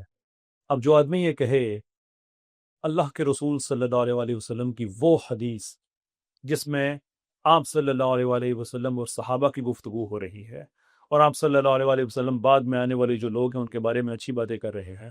وہ صحابہ پوچھتے ہیں کہ یا رسول اللہ صلی اللہ علیہ وسلم حشر کے دن آپ انہیں پہچانیں گے کیسے؟ یہ میں آپ کو وربیٹم نہیں بتا رہا، اس کا جو صحت ہے اس حدیث کی وہ بتا رہا ہوں. تو آپ صلی اللہ علیہ وسلم آگے سے فرمائیں کہ ان کے اعضائے وضو چمک رہے ہوں گے. تو ایک کلیئر بائیفرکیشن نظر آتی ہے کہ وہ لوگ جو ایکچول امت میں ہے، پوٹینشیل امت کی بات نہیں ہو رہی، ایکچول امت کے اندر ہیں، ان لوگوں کے اعضائے وضو چمک رہے ہوں گے. اب اگر انجینئر صاحب قادیانیوں کو بھی اس کے اندر ڈال دیں تو میں فرنٹ مین کس کو کہوں پھر؟ اور آگے سے دلیل کیا ہے؟ جب کسی نے فالو اپ کیا کہ یہ آپ نے کیسی بات کہہ دی ہے، تو آگے سے کہتے ہیں آپ پوچھیں بریلویوں سے کہ کیا دیوبندیوں کے اعضائے وضو چمک رہے ہوں گے، اور دیوبندیوں سے کہیں ان کے، وہ کہیں گے ان کے بھی نہیں، ان کے بھی، اور اس دن انجینئر صاحب پھر بھنگڑا ڈال رہے ہوں گے. تو قادیانی ایگزیکٹلی اسی چیز پہ تو بھنگڑا ڈال رہے ہیں. آپ مجھے کوئی اور نام بتا دیں، میں اور نام ان کا میں لے لیتا ہوں، لیکن اگر یہ فرنٹ مین ہونا نہیں ہے تو واٹ از اٹ دین سر؟ جی سر، میرے دو سوال ہیں. پہلا یہ کہ چند دن پہلے آپ کی ساحل الدین صاحب کے ساتھ ویڈیو دیکھی تھی، اس میں آپ جو ہے وہ دفاعی طور پر نظر آئے ہیں، جس میں انہوں نے کہا کہ علماء جو ہیں، مدارس جو ہیں، وہ اپنا صحیح نہج پر کام نہیں کر رہے، اور انہوں نے خلافت کا بڑا زور دیا، اور انہوں نے کہا کہ کسی کے ڈیڈی کی جاگیر نہیں ہے مساجد، تو مجھے مساجد میں آنے نہیں دیا جاتا. لیکن اگلے لمحے میں جو آپ نے ویڈیو دوبارہ بنائی جس میں انجینئر صاحب ہیں، اس میں آپ جو ہے وہ دفاعی نہیں بلکہ اگلے مورچوں پر ہراول دستے میں نظر آتے ہیں. تو یہ کیا وجہ ہے کہ آپ سمجھتے ہیں کہ ساحل الدین صاحب کے ساتھ آپ کا رویہ جو ہے وہ دفاعی طور پر آیا ہے، اور ساحل الدین صاحب کے انجینئر صاحب کی لیگیسی کو لے کر نہیں چل رہے، علماء سے، حفاظ سے بدظن نہیں کر رہے لوگوں کو؟ اور دوسرا جو ہے میرا سوال یہ ہے کہ آپ کیا سمجھتے ہیں کہ علماء، مدارس جو ہیں وہ آج اپنے اس نہج پر نہیں ہیں؟ یہ سوشلسٹ جتنے بھی آپ الحاد ہے، جتنے بھی شعبے ہیں، ان کے خلاف طلباء کو تیار نہیں کر رہے، جس کی وجہ سے آج ہمیں انجینئر نظر آ رہا ہے، جس کی وجہ سے آج ساحل الدین جیسے لوگ جو ہیں نظر آ رہے ہیں. تو اس میں آپ کی کیا رائے ہے؟ بہت شکریہ آپ کا. یہ آپ کا سوال کہ جو ساحل الدین صاحب کے حوالے سے جو پہلی پوڈ کاسٹ ہماری ہے اس میں میرا رویہ آپ کو ڈیفینسو نظر آیا؟ نہیں، شور، بالکل ڈیفینسو نظر آیا. میرا ایک اصول ہے، غلط ہو سکتا ہے، میری رہنمائی کیجیے گا اگر ہے، کہ کوئی بھی آدمی اگر اسلام کے دائرے کے اندر رہ کے اختلاف کر رہا ہے تو میرا رویہ ہمیشہ دفاعی ہی ہوتا ہے. اور ساحل الدین صاحب سے میرے اختلافات ہیں، نو ڈاؤٹ، لیکن یہ بات میں پبلکلی کہتا ہوں، میں دوبارہ ریپیٹ کر رہا ہوں کہ ساحل الدین صاحب سے اختلاف کریں تو پاکستان کے لبرل، پاکستان کے سیکولر، وہ ان کی سپورٹ میں کھڑے نہیں ہوتے. میرے اور آپ جیسا مسلمان ہی ہے وہ ان کو سپورٹ کرتا ہے. انجینئر صاحب کا معاملہ دوسرا ہے، غامدی صاحب کا معاملہ دوسرا ہے، حسن اجاز صاحب کا معاملہ دوسرا ہے. اختلاف کریں تو کل قادیانی، سیکولر، بلاسفیمر، اسلاموفوب سارا جتھا اکٹھا ہو جاتا ہے. تو صرف ساحل الدین صاحب کی بات نہیں ہے، کتنے علماء ہیں جنہوں نے میرے بارے میں یہ کہا، شاید آپ کو بھی شکوائے، کیا یار مطلب یہ آدمی کا نہ کوئی مدرسے میں نہ گیا، اس کو سامنے بٹھا کے باتیں کرنا شروع کر دیتے. میں خود ان کے پاس چلا جاتا ہوں. بات حضرت آپ نے درست فرمایا، میں نہیں گیا، آپ کی مہربانی ہے کہ آپ نے میرے جیسے آدمیوں کو برداشت کیا. اب میں تو بھائی آپ کے پاس ہوں، میرے پاس سرٹن چیزیں ہیں جو میں آپ کی خدمت پہ رکھنا چاہتا ہوں. آپ ہدایت کا کام کر دیں ہوئے، کبھی بھی میں مسلمانوں کے اندر کا جو جہاں ہے اس میں کنفرنٹیشن میں نہیں چاہتا. ساحل الدین صاحب کے حوالے سے میرا ویو ہے کہ ایک دن وہ پڑھے لکھے آدمی ہیں، ان کو سمجھ آ جائے گی کہ دین کے معاملات، ریاستی معاملات میں اقامت دین کا پرپاؤنٹ ہوں. یاد رکھیں، میں تزکیہ لفظ پہ جو لوگ بات کو ختم کرتے ہیں، میں ان سے رسپیکٹفلی کہتا ہوں کہ ہم آگے جانا چاہیے. دین عدالت میں نظر آنا چاہیے، پارلیمنٹ میں نظر آنا چاہیے، کریانے کی دکان پہ نظر آنا چاہیے، تھانے کچہری میں نظر آنا چاہیے، سسٹم کے اندر نظر آنا چاہیے. صرف نماز روزہ نہ، یہ اب صاحب ابھی جاگے کر سکتے ہیں، خلیفہ کا کام اس سے بڑھ کر ہے. ساحل الدین صاحب کا بھی یہی ویو ہے. لیکن وہ جو ریاست کا قیام ہے اس کا ایکسپرٹ کیسر احمد راجہ نہیں ہے، ساحل الدین بھی نہیں ہے. اس کے لیے ہمیں مدرسے کے پاس واپس آنا پڑے گا، اس کے لیے ہمیں کتاب الخراج آج کے دور میں سمجھنی ہوگی. تو کون سمجھائے گا؟ کتاب الاموال آج کے دور کے حساب سے سمجھنی ہوگی، تو کون سمجھائے گا؟ تو میرا اس حوالے سے ان کے رویے، ان کے میں مائنڈ ہی میں ڈبیٹر آ رہی ہوں. ڈبیٹر آدمی جو ہوتا ہے وہ بیک فٹ پہ نہیں جاتا، لیکن جب عالم اسلام کے اندر کے لوگوں کی بات ہوتی ہے تو آپ مجھے ہمیشہ بیک فٹ پہ پائیں گے، بیکاز آئی نو کہ ایک دن ان کو اس چیز کی سمجھ آ جائے گی کہ کنفرنٹریشن سے مسئلہ کبھی حل نہیں ہوگا، کوآپریٹ کرنا پڑے گا، کوآپریشن ہوگا۔ انجینئر صاحب والا معاملہ بڑا سمپل ہے، آن دی ادر ہینڈ کہ میرا یہ ویو ہے اور میری دعا ہے کہ میں اس میں غلط ثابت ہوں، لیکن ابھی تک میں نے جتنا اسٹڈی کیا ہے انجینئر صاحب کو، انجینئر صاحب کے ارادے پرو اسلامک نہیں ہے، پرو سیکولر ہے۔ میں نے کئی اس کے حوالے دیے ہیں، کئی میں نے ایویڈنسز رکھے ہیں سامنے۔ ایک چھوٹی سی چیز ہے کہ اگر اسی اصول کو آپ مان لیں کہ انسان اپنے دوستوں سے پہچانا جاتا ہے، تو ایک آدمی جس کا کوئی عالم اسلام کے اندر دوست آپ کو علماء میں نظر نہیں آتا، کسی مسئلے میں بھی، سیکولر سارے نظر آ جاتے ہیں، بلاسفیمر سارے نظر آ جاتے ہیں، قادیانی سارے نظر آ جاتے ہیں، تو ون ہیز ٹو تھنک کہ آپ کس کے ایجنڈے پہ کام کر رہے ہیں۔ میری دعا ہے کہ جو کر رہے ہیں وہ غلط فہمی میں کر رہے ہوں، میری دعا ہے کہ شاید میں غلط دیکھ رہا، لیکن جو مجھے نظر آ رہا ہے وہ بڑا کلیئر ہے کہ میں ڈیوڈین کارپوریشن کی رپورٹس پڑھنی، باقی ان کے تھنک ٹینکس ہیں ان کو پڑھنا، کہ امت کے اندر کس طرح کے لوگ ہمیں چاہیے۔ یاد رکھیں جتنا ایک آدمی آپ کے اندر کا آپ کو بگاڑ سکتا ہے، باہر والا آپ انسان ڈیفینسو ہو جاتا ہے نا اس کے سامنے۔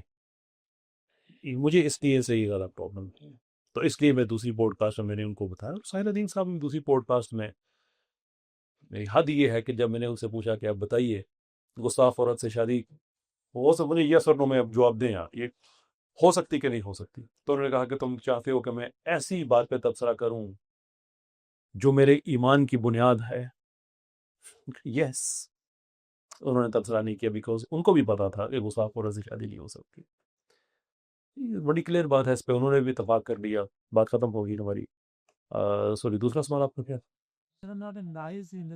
ہاں، مدارس دیکھیں، ایک ہوتا ہے کہ فتنے کا پیدا ہونا، تو اس میں تو مدرسہ جتنا مرضی اچھا کیوں نہ پرفارم کرے وہ تو پیدا ہوگا، وہ ایک قدرت کا بڑا پرانا طریقہ ہے۔ میں آپ کو بور نہیں کروں گا اس پہ، لیکن ایک سمری کے طور پہ آپ یہ بات سمجھ لیں کہ ہر دور کے اچھے اور ہر دور کے برے لوگ میجر ایونٹس اکٹھے ہی ہوتے ہیں۔ آدم علیہ السلام کو سجدہ کرنے والے بھی وہیں پہ تھے، سجدے سے انکار کرنے والے بھی وہیں پہ تھے۔ جس دور میں موسیٰ علیہ السلام اس دنیا میں تھے، فرعون بھی اس دور میں تھا، ابراہیم علیہ السلام تھے، نمرود بھی یہیں پہ تھا، جناب رسالت میں آپ صلی اللہ علیہ وسلم تھے، تو پورا نظام تھا ان کے سامنے، صرف سردار دو چار کھڑے نہیں، پورا نظام پڑا ہوا تھا۔ جناب حسین تھے، یوں کربلا میں اس سے نیچے آئے، یوں نہیں مل کے آپ کو ایگزامپلس میں اس لیے دے رہا ہوں کہ کسی دور میں آپ فتنے کا راستہ نہیں روک سکتے ان اے وے کہ وہ پیدا نہ ہو، ہاں وہ مؤثر نہ ہو، یہ ایک اور چیز ہے۔ تو کیا آج کا مدرسہ اس طرح سے کام کر رہا ہے؟ میرا یہ ویو ہے کہ نہیں کر رہا، لیکن میں اس ویو کو ایز اٹ از نہیں کہوں گا کہ وہ بس نہیں کرے بات پر ہے، میں اس کا ایک ہسٹوریکل کانٹیکس میں سمجھتا ہوں، کہاں گڑبڑ ہوئی میں وہ سمجھتا ہوں، اور اب ہم نے اس سے باہر کیسے آنا ہے میں وہ سمجھ رہا ہوں۔ تو سب سے پہلے تو ہمیں جو شکریہ ادا کرنا چاہیے مدارس کا اور علماء کا، یہ بات میں نے ساحل بھائی سے بھی کہی تھی کہ ساحل بھائی آج کیسر احمد راجہ حلال زادہ ہے، ساحل ادیب حرام زادہ ہے، اس لیے کہ کسی نے مار کھا کے نکاح کے ادارے کو پریزرو کیا تھا، توپوں کے سامنے علماء کو کھڑا کر کے ان کو اڑا دیا جاتا تھا 1857 کے بعد۔ چوکوں میں ان کی لوک سبھا ہوتے تھے تو ان کی لاشیں ٹنگی ہوتی تھی، ہر کچھ میٹر کے بعد ایک عالم دین ٹنگا ہوا ہوتا تھا۔ لفظ مولوی اس زمانے میں بدنام ہونا شروع ہوا تھا، اس زمانے میں لوگ مولوی اپنے نام کے ساتھ فخر سے لگاتے تھے، مولوی کا مطلب ہوتا تھا مزاحمت کار، اور انگریز نے اس کو ملائن کرنا شروع کیا، زندہ جلایا، چمڑیاں اتاری، گھر کے اندر لوگوں کو اتنا مجبور کیا کہ سگے بھائی کو، ہماری تاریخ بھری پڑی ہے چیزوں سے، کہ سگے بھائی کو اپنے بھائی کے خلاف جھوٹی گواہی دینا پڑی کہ میں اس کے خلاف جھوٹی گواہی نہیں دوں گا تو میرے بیوی بچوں کو، مجھے اور میرے بھائی کے بیوی بچوں کو بھی یہ مار دیں گے، اور یہ بھی پتا ہے کہ میری گواہی پہ اس کو سزائے موت بھی ہوگی۔ تو وہ ادھر اپنے بھائی کے خلاف گواہیاں دے کے، جو عالم دین ہوتا تھا اسے ملاقات کرنا چاہتا تھا، اسے معافیا مانگ رہا ہوتا تھا۔ تو sir we have seen that time. یہ وہ دفاع کا ٹائم تھا جب بڑے بڑے مدارس بنے، روایت کی حفاظت ہوئی، علماء کنونس ہو گئے اس چیز پہ کہ اب حضرت مہدی تک ہم لوگوں نے اسلام کے غلبے والا کام ہم نہیں کر سکتے، اب ہم نے نسل در نسل دفاع میں رہنا ہے، جب تک وہ نہیں آتے تب تک ہم نے سسٹم کو پریزرو کرنا ہے. That's commendable effort. لیکن اس کے بعد 1947 ہوا، 90 سال کے بعد سچویشن چینج ہوئی، لیکن انفارچونیٹلی ہمارے مدارس اس وقت، مدارس کی بیوروکریسی اتنی زیادہ راسخ ہو چکی تھی کہ وہ دفاعی میکنزم سے باہر نہیں آئے. اس کی ایک کلاسیکل اگزامپل آپ دیکھیں، جن لوگوں نے درس نظامی کیا بھائی بات کو انڈورس کریں گے کہ فریضہ اقامت دین درس نظامی کا آج بھی حصہ ہے، نام اس کا کچھ بھی رکھ لیں اس مضمون کا، لیکن وہ ہمیں تھیوری کی حد تک نظر آتا ہے. اب جو میرا کام ہے وہ یہ نہیں ہے کہ میں کہوں کہ تم لوگ کچھ نہیں کر رہے ہو، تم لوگ مدرسے، میرا یہ کام ہے کہ بھائی let's make a difference, let's see کہ ہمارے علماء کن معاملات میں پیچھے رہ گئے ہیں، کیونکہ انہوں نے ہمارے لیے قربانیاں دی ہیں، انہوں نے جانیں دی ہیں. بڑا عوامی جملہ کا ہو گیا، لیکن جان دینا آسان کام نہیں ہے. They have done that. اب ہم کیسے ری پے کر سکتے ہیں؟ میں آگے مولانا صاحب کو میں عرض کر رہا تھا، ایکسپلین کر رہا تھا، لیکن کل ہی ہمارا پروویشنل اگریمنٹ ہوا ہے رفا یونیورسٹی کے ساتھ. ہم اگلے سال فروری تک الحاق، فیمنزم، ٹرانسجنڈرزم، سیکولرزم، لبرلزم، مارکسزم، یہ جتنے بھی ازمز ہیں ان کے لیے اسپیسیفکلی علماء کے لیے یونیورسٹی کا ایک کورس تیار کر رہے ہیں پورے سمیسٹر کا، کہ علماء وہاں سے ٹریننگ لیں گے ان سارے ازمز کی، محراب و ممبر کو انگیج کریں گے ٹاپکس میں، اور اس کے بعد یونیورسٹی کا ان کو ایک سرٹیفکیٹ ملے گا انڈورسڈ، جسے دنیا میں کہیں بھی وہ لے کے جا سکتے ہیں، دکھا سکتے ہیں. اب ہمارا کام یہ سرو کرنا ہے، کیونکہ میں I'm old enough and mature enough to understand کہ میں سارے پاکستان کو بھی قائل کر رہا ہوں نا کہ یہاں پہ سود کا نظام ختم ہونا چاہیے، یہاں پہ فحاشی ختم ہونی چاہیے، یہاں پہ سیکولرزم ختم ہونا چاہیے. اس کے اگلے دن مجھے کسی نہ کسی مدرسے میں جانا پڑے گا. 14 سال کا ڈیٹا میرے پاس نہیں ہے بھائی. میں نے انٹرنیشنل ریلیشنز کی تھیوری، پاکستان میں جو لوگ بات کرتے ہیں کہ او یار مولوی کچھ نہیں کرتے، یہ نہیں کرتے، آپ کس چیلنج میں آپ کو کرتا ہوں. انٹرنیشنل ریلیشنز کی تھیوری ایک طرف لبرلزم کی کھڑی ہے، جس کو کہتے ہیں لبرلزم، ایک طرف مارکسزم کی کھڑی ہے، اس کو کہتے ہیں مارکسزم. ایک انٹرنیشنل لاز کی ریلیشنز کی تھیوری سے کہتے ہیں ریئلزم. ایک ہے فیمنزم، ایک تو فیمنزم عورتوں کی موومنٹ ہے، وہ نہیں، ایک انٹرنیشنل ریلیشن کی بھی تھیوری ہے. پاکستان میں یہ جتنے بھی لوگ ڈسکارڈ کرتے ہیں، اسلام لے کے آنا چاہتے ہیں، شکریہ سر، میں چیلنج کرتا ہوں آپ اس سے پوچھیں کہ اسلام کی انٹرنیشنل ریلیشنز کی تھیوری کا نام کیا ہے. نو ون نوز دیٹ. اتنا آسان نہیں ہے سر مدارس کو ڈسکارڈ کر دینا. مجھے گالی پڑتی ہے، بولیوں کا فرنٹ مین کہتے ہیں یہ کرتے ہیں وہ کرتے ہیں، لیکن لیبل سے اگر جان چھڑانی ہو تو انسان کئی اور طریقے. فور دیٹ ریزن میں یہ ویو رکھتا ہوں کہ مدارس کی وہ پرفارمنس نہیں ہے جو ہونی چاہیے، بٹ آئی آلسو انڈرسٹینڈ کہ کیوں نہیں ہے. اور میں ہر مدرسے میں جا کے یہی ریکویسٹ کرتا ہوں کہ سر آپ بہت بڑے ہیں اس سے، جو آپ کر رہے ہیں، جو آپ پڑھا رہے ہیں بڑا زبردست ہے، لیکن پولیٹیکل انگیجمنٹ آپ کی طرف سے جب نہیں آئے گی، جب فریضہ اقامت دین کو آپ محراب و ممبر کا ٹاپک نہیں بنائیں گے، تو یہی ہوتا رہے گا کہ آج مدرسے کا بینک اکاؤنٹ کھولنا بڑا مسئلہ بن گیا ہے، اور ٹرانسجنڈر جیسے ایکٹ ایک دن میں پاس ہو رہے ہیں. یہ آپ کی ذمہ داری ہے، یہ آپ نے کرنا ہے. آئیے مل کے کرتے ہیں. جو بھی ایشوز ہیں میں اسسٹ کرنے کو تیار ہوں. نئی ٹریننگز چاہیے، نئی نفسیات چاہیے، نئی کمیونیکیشن سکل چاہیے. اللہ عز و جل نے جو کچھ مجھے نوازا ہے میں حاضر ہوں. Let's do it. تو یہ کام کیسر کا نہیں کرنے والا بھائی، یہ کام عالم دین کے کرنے والا ہے.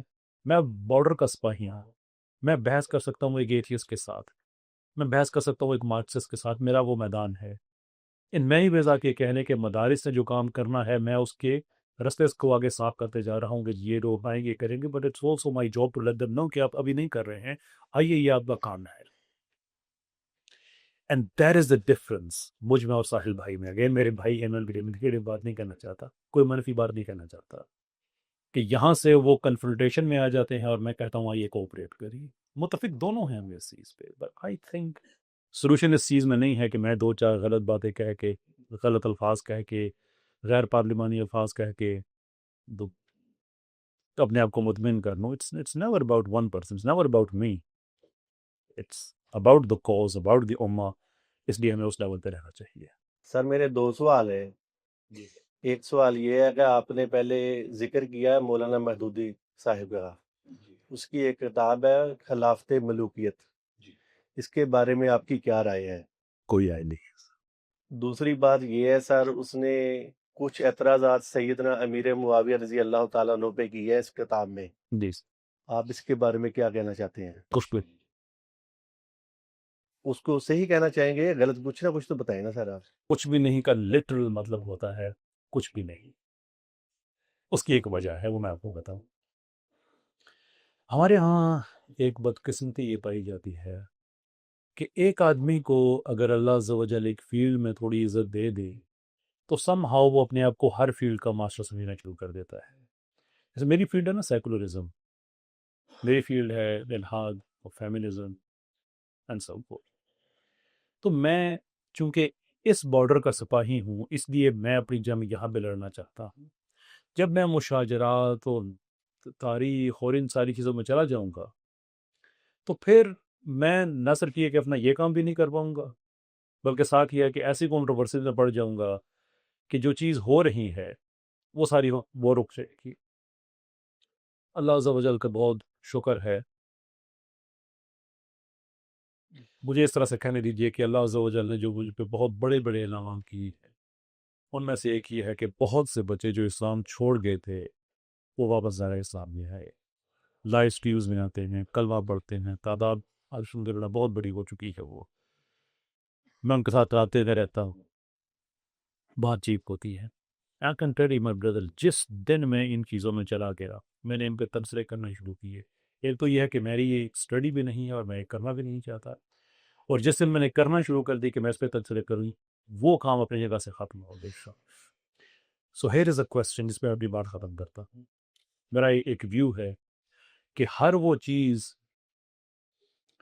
جس کا اللہ عز و جل نے مجھ سے نہیں پوچھنا، میں اس پہ دنیا میں رائے نہیں دوں گا. میں مولانا مودودی رحمۃ اللہ علیہ کہتا ہوں کہ بھارت ہمارے بزرگ ہیں، ان کی کتاب کا اللہ نے مجھ سے نہیں پوچھنا، وہ ان سے پوچھنا ہے. سید قطب کی کوئی کتاب ہے، وہ اللہ نے ان سے پوچھنا ہے، مجھ سے نہیں پوچھنا ہے. مجھ سے لوگ سوال کرتے رہتے ہیں کہ مجھے بتاؤ حضرت ابو طالب مسلمان تھے کہ نہیں تھے. سمپل پرسن، اللہ نے مجھ سے پوچھنا ہے. اگر نہیں تو میں اس کا کیوں نہ توجہ دوں. اللہ نے مجھ سے یہ پوچھنا ہے کہ کیسر میں نے تمہیں 23 سال ویسٹ میں بھیج کر تمہیں ویسٹ کی انسائڈ آؤٹ، اس کی خوبیاں اس کی خامیاں سارا کچھ بتائی. میں نے تمہیں صاحب گفتگو بنایا، میں نے تمہیں ٹیم دی، میں نے تمہیں وائی فائی دی، میں نے تمہیں کیمرے، یہ سارے انتظامات کیے. کس لیے؟ کہ تم اس فیلڈ میں کام کرو جس سے اللہ نے مجھ سے پوچھنا ہے. کہ اللہ نعمتوں پر پوچھتا ہے. میں دوبارہ سے کہہ رہا ہوں میرے بھائی نہیں جا سکتا ان چیزوں میں جس پہ سینکڑوں لوگ ہیں، پاسبلی ہزاروں لوگ ہیں بحث کر رہے ہیں. میں اس بحث میں اپنا حصہ ڈال کے کیا بیری بیٹھ کروں گا؟ میں کتنا عرصہ فرقہ کہوں گا؟ میں کتنا عرصہ ہی کروں گا؟ ابھی سعید الدین صاحب کی بات کرے تو ان کی بات ایک بڑی کمال بات کی کہ ہم فرقہ کرتے رہے اور ملحدین ہمارے بچوں کو ہمارے سامنے سے اٹھا کے لے گئے. میرے لیے atheism is a far bigger problem اور secularism is a far bigger problem. تو اس لیے میں یہ التجا ہے آپ سے کہ جڑا بندہ جس لگا ہے انہوں رہنے کرو. ہوگے پیچھے نکلی ہے تو وہ بھی نہیں ہونا، تو اگے پیچھے وہی بھی بہت ہیں دنیا اور آخرت ہے. ماشاء اللہ جی، آپ جتنے سافٹ سپوکن ہیں، کیا یہ بہتر نہیں کہ ہم لوگوں کی باتوں کا جو اختلاف کرتے ہیں اس کا جواب دیں، نہ کہ ان کے ہم ارادوں پر تبصرہ کریں، جس طرح کہ آپ اکثر کہہ دیتے ہیں کہ ان کے ارادے ٹھیک نہیں تھے جی. یا وہ رینٹ کارپوریشن والے ہیں. تو میرے خیال میں اس طرح کی اجازت تو رسول اللہ صلی اللہ علیہ وسلم نے صحابی کو بھی نہیں دی جب انہوں نے کہا تھا کیا تم نے دل چیر کے دیکھ لیا تھا. بالکل درست. دیکھیے جو ارادہ ہے وہ انفر کیا جاتا ہے. انفر کرنے کا مطلب ہوتا ہے، یہ عدالتی ٹرم ہے، کہ آپ پورا ایک سیاق و سباق دے کر، ایک ٹرینڈ دے کر آپ اسے اخذ کرتے ہیں۔ سو مثال کے طور پہ اگر میں کوئی بدتمیزی کی بات کروں تو بہت ممکن ہے کہ غیر ارادی طور پہ میرے منہ سے نکل گئی ہو، لیکن اگر آپ مجھے منع کریں اور میں 10 دفعہ پھر آپ کو کر کے دکھاؤں تو کتنی بار پہ آپ یہ سوچنا شروع کریں گے کہ یار یہ حادثاتی طور پہ یا غیر ارادی طور پہ نہیں ہو رہی۔ تو فار ایگزامپل اگر میں ان کے ساتھ پوڈ کاسٹ کرنے جاؤں بڑی اچھی نیت کے ساتھ اور انہیں ایکسپلین کروں کہ جناب مارکسسٹ آپ کو بہت زیادہ یوز کرتے ہیں پاکستان میں، اور مارکسسٹ اس وقت پاکستان میں الحاد پھیلانے کا سب سے بڑا ذریعہ ہے، ان کے پورا میں نے ایک ٹریلنگ کورس دیکھا ہوا ہے، اس کی کتابیں میں ان کو نوٹرائٹی نہیں دینا چاہتا یہاں پہ ان کا نام لے کر، یہ بچوں کو پڑھاتے ہیں، یہ فلمیں دکھاتے ہیں، ان فلموں پہ تبصرات ہوتا ہے، لڑکیوں کا استعمال کرتے ہیں۔ میرے یوٹیوب پہ جائیے، وہاں پہ ایک نوجوان جو ان کے چنگل سے بچا ہوا ہے، وہ ان بہت سے نوجوانوں کی نمائندگی کر رہا ہے جو ان کے چنگل سے بچے، اسے پورا سسٹم بتایا A to Z کہ پہلے کیا بتاتے ہیں، بعد میں کیا بتاتے ہیں، وغیرہ وغیرہ وغیرہ، سارا پوری کتاب میں نام ایوری تھنگ از دیئر۔ تو آپ مارکس اور مارکسزم کے حوالے سے لوگوں کے دل میں نرم گوشہ نہ پیدا کریں، اس لیے کہ آپ کو لوگ سنتے ہیں تو آپ کیوں مارکیٹنگ کر رہے ہیں جبکہ وہ پاکستان میں الحاد کو ایکٹیویٹی پھیلا رہے ہیں۔ بات ختم ہو گئی، مان گئی، ٹھیک ہے ایسا بھی ہو، ساری باتیں ہوگی۔ میرا ان سے جو یہ اختلاف سٹارٹ ہی ہوا تھا پوڈ کاسٹ کے بعد، وہ اسی وجہ سے تھا کہ انہوں نے اس کے بعد اگلی ہی ویڈیو بنائی مارکس اور لینن کے حوالے سے۔ لینن تیمور رحمان صاحب کے ساتھ بیٹھ کے فرما رہے ہیں کہ وہی نظریات تھے جو اللہ کے رسول صلی اللہ علیہ وسلم کی کمیونسٹ مووی ہے۔ لینن ایک دہشت گرد تھا، قاتل انسان تھا، اس کے زمانے کے پوسٹر آج تک ہیں جو سینٹرل ایشیا میں لیا کے کہ قرآن مت پڑھو، لینن کو پڑھو، جس نے اسلام کو بین کیا، وہاں پہ پابندی لگائی کہ آپ اسلام پریکٹس نہیں کر سکتے۔ اس کو اب نبی علیہ السلام سے آپ نے ملانا شروع کر دیا، آپ کو بتایا بھی، سمجھایا، ساری باتیں ہو گئیں، لیکن آپ کی ایک ہی ضد ہے کہ نہیں میں نے یہ کام کرنا ہی کرنا ہے۔ قادیانی والے معاملے پہ ایک ہی ضد ہے، مبارک ثانی والے کیس پہ یہ سارے مولوی اکٹھے ہوئے ہیں، میں جب لوہا گرم دیکھوں گا تو پھر میں چوٹ ماروں گا۔ کس کو چوٹ مارو گے؟ کس کے حق میں چوٹ مارو گے کو؟ تو جو پیٹرن ہے وہ ویل ڈیفائنڈ پیٹرن ہے۔ اس لیے جو نیت کی بات ہے، اور جو رینڈ کارپوریشن ہے، دیکھیں میں نے ہمیشہ یہ بات کہی ہے کہ میں کبھی نہیں کہوں گا کہ یہ ان کے پے رول پہ ہیں، ان سے ہدایات لیتے ہیں، نو میں آپ سے یہ کہوں گا کہ دیکھو یار یہ ان کے پیج نمبر 36 پہ لکھا ہوا ہے، پیج نمبر 63 پہ لکھا ہوا ہے کہ ہمیں ایسے بندے چاہیے جو یہ کریں اور یہ حرکت دیکھنے، یہ وہی ہے یا نہیں ہے۔ I can show you that, beyond that وہ میرا ڈومین نہیں ہے۔ تو نیت کی یہاں تک تعلق ہے، وہ اس پیٹرن کو سامنے رکھتے ہوئے، جیسے میں نے آگے آپ سے پوچھا کہ کتنی بار کے بعد آپ کی سوچنا شروع کریں گے کہ یہ غیر ارادی طور پہ نہیں ہو رہا، there is something more sinister there۔ میرا سوال یہ ہے کہ حال ہی میں لاہور ہائی کورٹ نے انیکا عتیق کو بری کر دی ہے، اور جنید حفیظ کے لیے ہوا پیدا کی جا رہی ہے کہ اس کے لیے بھی کوئی ایسا فیصلہ یا کوئی ایسا ججمنٹ لے کے آئیں، تو اس پہ کیا لاہ عمل ہے، کیا مطلب ہماری ہوگی اگر ایسا کچھ؟ اب اگر پے در پہ ایک کے بعد ایک اس طرح رہا ہوتے گئے تو یہ تو بہت غلط بات ہے، اور اس طرح کے اور کتنے کیس ہیں جو ہماری نزلوں سے اوجھل ہیں، یہ بھی تھوڑا ہائی لائٹ کر دیجیے۔ بہت ہی اہم سوال آپ نے کیا۔